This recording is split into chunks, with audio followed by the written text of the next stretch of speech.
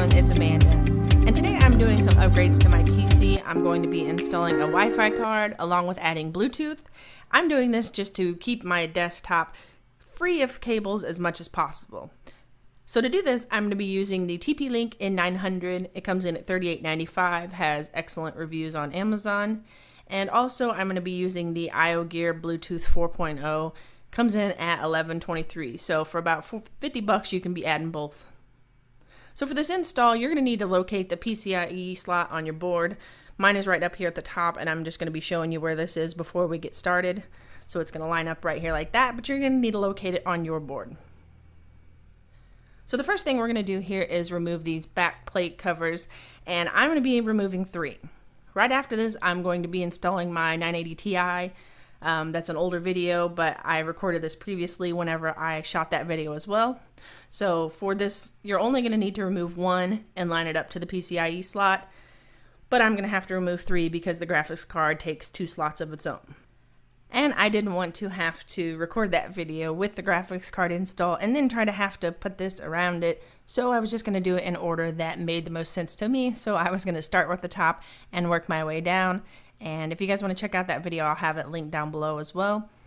We're just going to be lining this up and making sure it is level with the hole and level with the hole in the back where it's going to connect to the motherboard, and just give it a little push. Then I'm going to line up the holes over the side for the screw and just tighten that down to make sure this thing is held in place secure. And now the hard part is done. We're going to go to the back side, and we are going to take these 3 little antennas and antennas, yeah, I don't know. But just make sure they are all screwed in, and couldn't be any simpler than that. Just give each one a little tug because the ends do turn, so I'm going to make sure I had them in there good. And then you can aim them whichever direction your router is in your house. Now I have mine in the same room, so I'm just going to stick them all straight up. I'm not really concerned with that.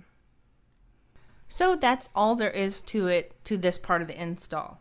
So right after this, as I was talking about before, I installed my 980 Ti, which I have returned since this video because a few days later the 1080 was announced, and I haven't got my hands on one, but I'll be doing a video on either the 1080 or maybe the 1070 or 2 1070s, but I will drop a link down below for that install as well.